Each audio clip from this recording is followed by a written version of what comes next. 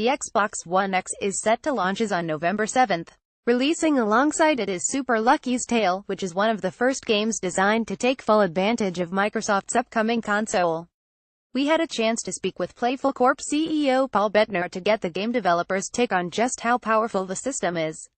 In our in-depth hardware-focused interview, Bettner suggests that the Xbox One X can deliver performance on par with a high-end PC and confirms that it's a console that's capable of delivering true 4K experiences. GameSpot: in terms of processing power, how much faster would you say the Xbox One X is over the Xbox One? And if you guys have had a chance to use the PlayStation 4 Pro, could you compare it to that as well? Paul Bettner: Super Lucky's Tale is only an Xbox game, so we've never compared the performance running on PlayStation because it's a Microsoft title. These questions are tricky to answer because performance is, at least the way we look at it, measured across several different sectors, like what the CPU can do, especially what the GPU can do, and then memory bandwidth, and the ability of the machine to actually get out of the way and let the game run as fast as possible. There have been powerful consoles, obviously, in the past, but sometimes they're held back by an underlying architecture that doesn't really let us tap into the full performance of the system.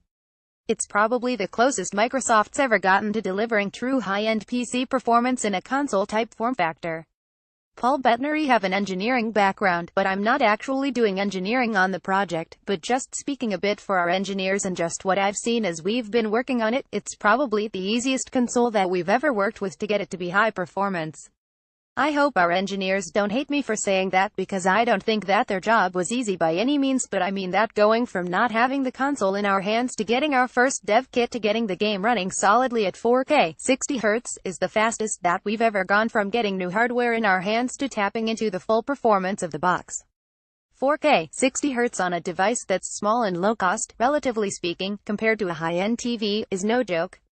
It's not easy to hit that level of performance, just generally, consistently, so yeah, high level, we've been really impressed with the raw horsepower of the box, but really, the overall architecture lets us tap into that and doesn't get in the way of our game performance. Playful: Super Lucky's Tale will release alongside the Xbox One X. How would you say the Xbox One X compares to a modern gaming PC? Well, at the time that we got the Xbox One X in our hands, when we were first doing some of our initial tests, we had Super Lucky's Tale still running on PC and we are shipping it on PC, so people can do the comparisons themselves when the game launches, because it's an Xbox Play Anywhere game, which means you can buy it once digitally and it's available on Windows and on Xbox. But from our own work, we saw, and I said this at E3 when we first announced the game too, we were just kind of shocked by how close the performance was between the Xbox One X and the high-end PC that we were working with at the time.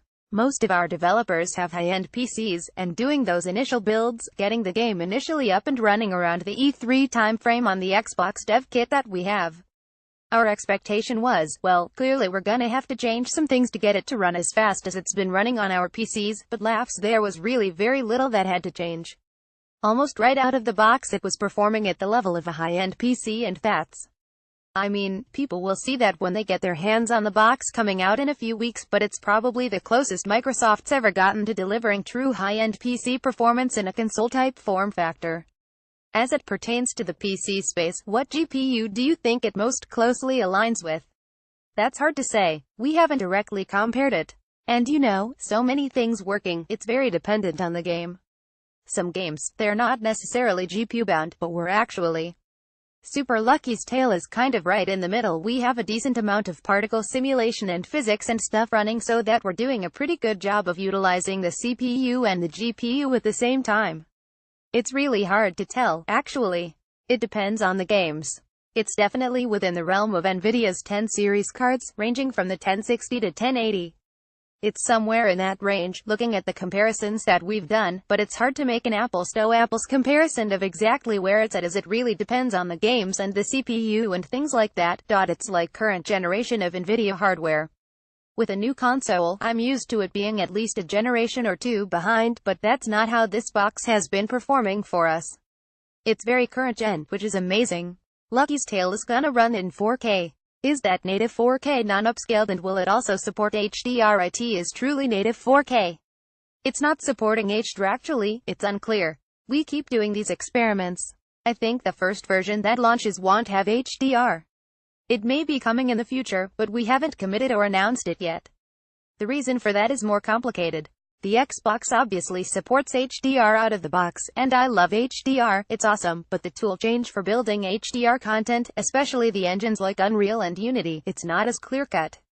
There's a lot of things that go into making a game look good on HDR displays. If you just look at our studio, the way that it works, not all our developers have HDR displays hooked up. In fact, only a few do, so authoring HDR content really requires setting up an entire HDR toolchain, and we just started doing that a couple months ago, so it's really more on us too. It's a content development challenge, and so we're getting spun up with it, but I think it's gonna be a little while longer before we have a full HDR toolchain up and running at the studio. But the box is just sitting there waiting for us to do it. Well, get there, I'm gonna wanna play all my console games on an Xbox One X for the foreseeable future. Paul Bettner. Okay. Piggybacking off of that, what are your thoughts on 4K and HDR as a developer? They're amazing, but again, if I had to pick my personal ordering of what's important, I would probably pick frame rate first.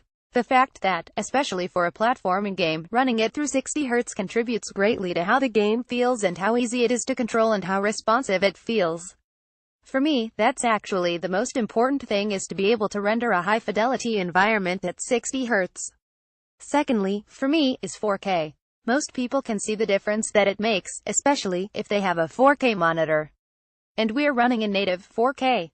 HDR is more subtle, and like I said, I think tuning the look of a game to fully take advantage of HDR displays is kind of cutting edge for our industry right now. There are studios that, I think, that are getting great work on the frontier, like I've just been playing Uncharted. That game does a really good job of taking advantage of the full dynamic range that HDR can provide. They've been doing that for a while, but I think that the industry, we're all kind of tooling up and gearing up to be able to make content that takes full advantage of HDR displays. That's probably more of a next year thing, and that kind of matches the rollout of the technology itself in terms of consumer adoption of HDR displays. It feels like there's a decent amount of them in households today. And from here going forward, all displays are going to be HDR, and I'm sure all our games will be that going forward as well. Do you think the Xbox One X has enough graphical horsepower to natively render the more graphically demanding games at 4K, or will rendering shortcuts like checkerboard rendering have to be used? I think that most all of the games that you would play today on a high-end PC, that the Xbox One X can render those at 4K full frame rate. That's the amazing thing about it.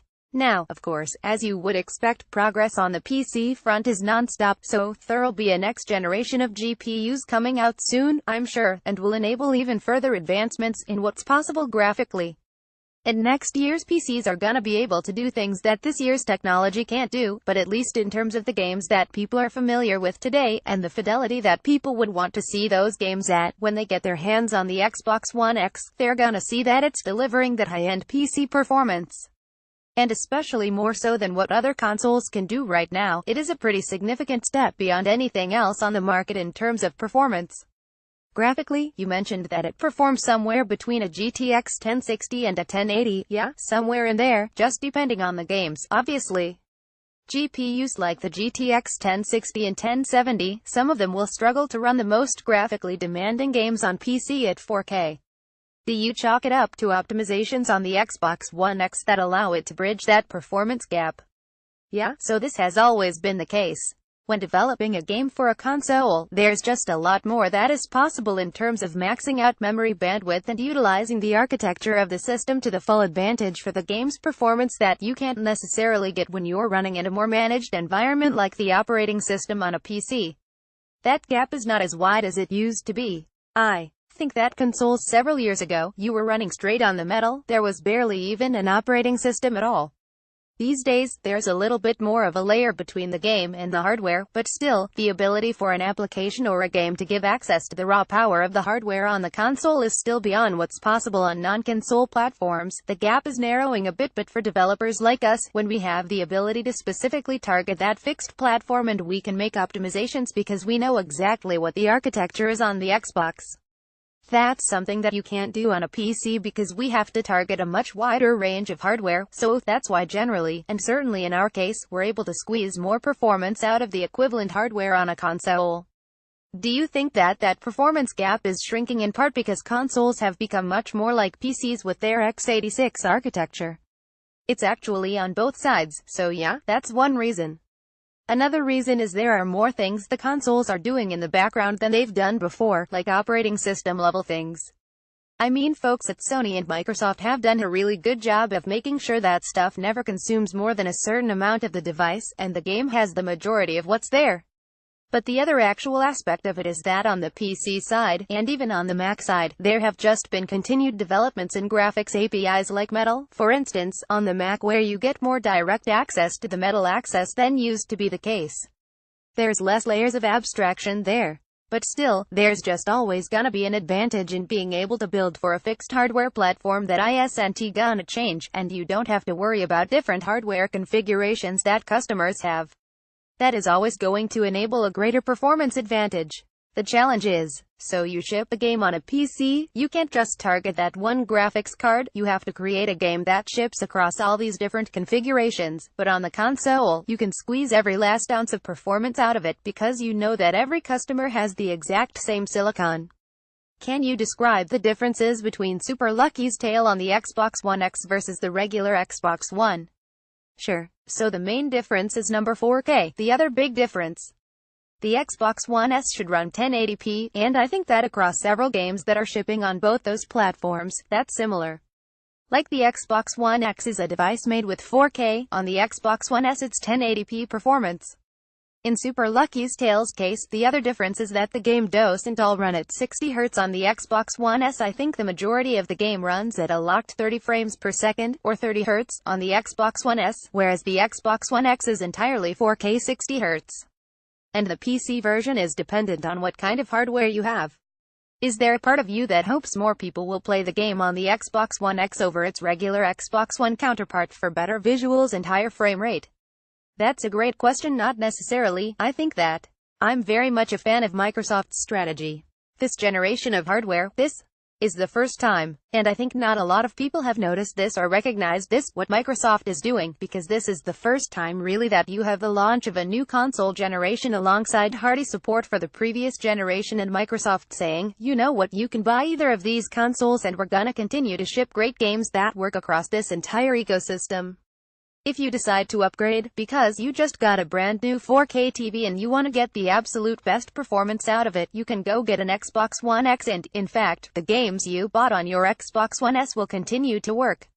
You don't have to rebuy them, you can just upgrade. That's a brand new thing in the console market, so from my perspective, our mission at Playful is to build IP that people love and get it into as many people's hands as possible. So I love the fact that the enormous Xbox One S audience is gonna get to play this game on the same day as the Xbox One X, the brand new Xbox One X audience. And I love that for the consumers that care and really want that high-end experience, that we're giving that to them, and it's probably one of the best-looking platforming games that I've ever seen. And the Xbox One S players get something that is pretty much the best looking on their piece of hardware for their 1080p TV also. So if I were talking to someone about it and saying, do I encourage one way or the other, I'm just happy the largest possible audience gets to play the game. Microsoft has sort of made it an onus for developers to make games compatible across the Xbox One X and the Xbox One. Does this philosophy hold back the Xbox One X in unleashing its true performance in any way? That's another really good question. So I can't speak to what it's like for different game developers. Like we were saying earlier, the performance profile on different games is very different, but in our case, it was actually a fairly seamless thing. Like the performance delta between 1080p 30Hz and 4K 60Hz is very similar across these two pieces of hardware. The amount of extra pixels and fidelity that we're pushing on the Xbox One X is there's not a lot of difference between what we had to do to get the game running on the Xbox One S at 1080p 30Hz and the Xbox One X at 4K 60Hz, so that was a great advantage for us in building this one game for both those platforms. If that's the case for other developers, that's phenomenal because there's almost no porting effort involved. You can build the game and, if you're automatically targeting the higher resolution and higher frame rate, or even just the higher resolution that the Xbox One X can do and features like HDR, then you get those and you kind of gracefully step down to the Xbox One S level of performance by just going to a lower resolution and not doing the additional HDR and post-processing effects, that kind of rendering overhead, without a ton of other differences between those two. But I think there will be developers that push the Xbox One X even further than we have. I mean, we're one of the first to get the dev kit and we're one of the first games shipping. natively on this device, but it's always the case that once more people get their hands on the hardware and have worked with it for longer, that they start squeezing even way more performance out of it, and so the gap between the two devices is probably gonna grow over time. The Xbox One, at this point, is a well-understood piece of hardware that has a lot of the optimizations, and that work has already been done, but for the Xbox One X, that's just starting. Is there anything that might be surprising to our readers about the Xbox One X or your experience working on it? So I'm a game developer and also a gamer, so as a game developer, having had the Xbox One X for 6 months now and having worked with it, played with it, it's clear to me that I'm gonna wanna play all my console games on an Xbox One X for the foreseeable future, until the next generation comes along, I guess. There is quite a performance gap, and performance advantage in this piece of hardware, and so, I just know since I've been making games for a long time that as the developers begin to release their titles for this platform that they're going to look and play better.